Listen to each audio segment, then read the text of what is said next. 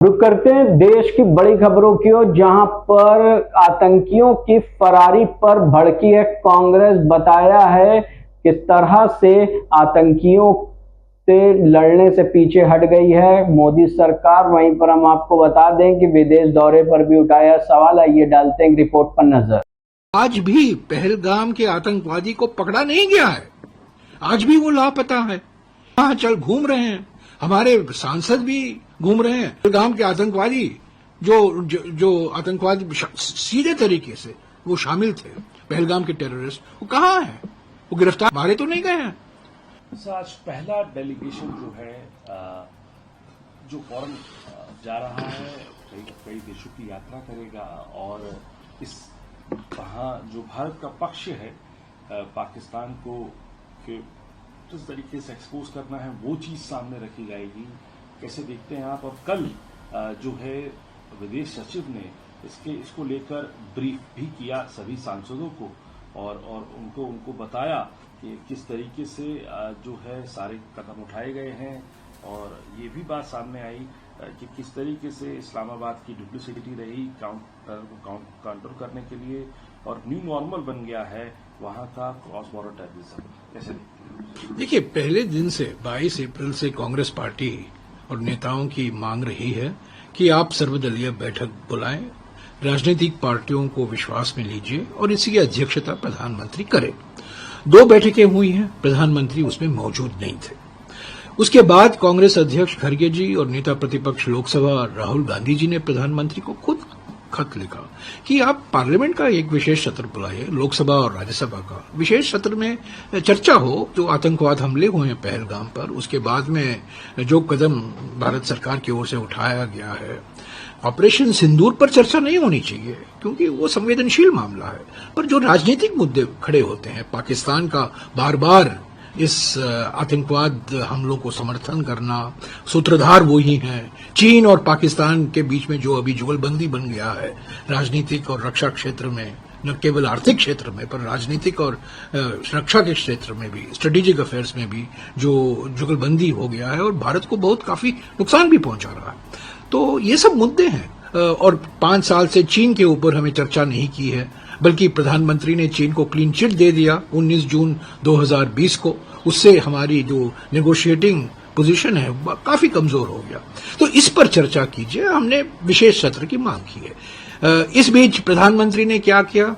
जो गंभीर सवाल हम उठा रहे हैं पाकिस्तान को लेकर, आतंकवाद हमलों को लेकर, चीन को लेकर, इससे ध्यान हटाने के लिए पहली तो जाति जनगणना कराएंगे, इस बीच घोषणा कर दी अचानक। अप्रत्याशित तरीके से जो विरोध 11 साल से कर रहे थे, अचानक पहलगाम आतंकवाद हमलों के बाद जाति जनगणना की बात उठाई। और जब हम मांग करते रहे सर्वदलीय बैठक बुलाए, अध्यक्षता कीजिए, विशेष सत्र बुलाइए, उन्होंने ये जो बहुदलीय प्रतिनिधि मंडल है सांसदों का, उन्होंने इसकी घोषणा कर दी और सभी पार्टियों से उन्होंने चुन कर सांसद उन्होंने एक डेलीगेशन बनाया और दुनिया के अलग देशों में 30 या 32 देशों में जाएंगे।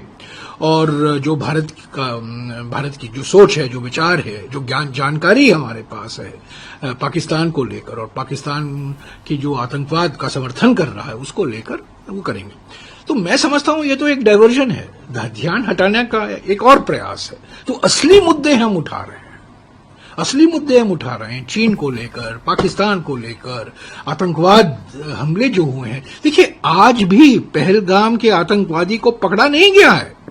आज भी वो लापता है, यहां वहां चल घूम रहे हैं। हमारे सांसद भी घूम रहे हैं और पहलगाम के आतंकवादी जो आतंकवादी सीधे तरीके से वो शामिल थे, पहलगाम के टेररिस्ट, वो कहाँ हैं? वो गिरफ्तार तो नहीं हुए, मारे तो नहीं गए हैं। तो उसकी जो सवाल उठाते हैं हम, जो सुरक्षा चूक हुई है, जो इंटेलिजेंस फेलियर हुआ है, जिन्होंने अधिकारियों ने खुद माना था पहले सर्वदलीय बैठक में, तो ये तो असली मुद्दे हैं, गंभीर मुद्दे हैं। और हम सांसदों को भेज रहे हैं दूसरे देशों में।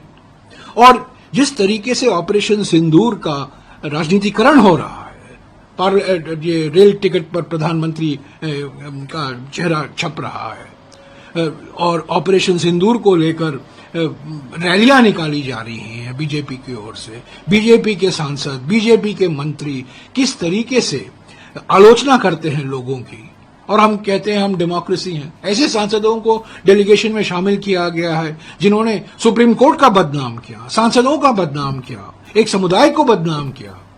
मध्य प्रदेश के मुख्यमंत्री के खिलाफ कोई कार्रवाई नहीं, उप मुख्यमंत्री और एक मंत्री, उनके खिलाफ तो कोई कार्रवाई नहीं, या कोई प्रोफेसर को गिरफ्तार कर दिया।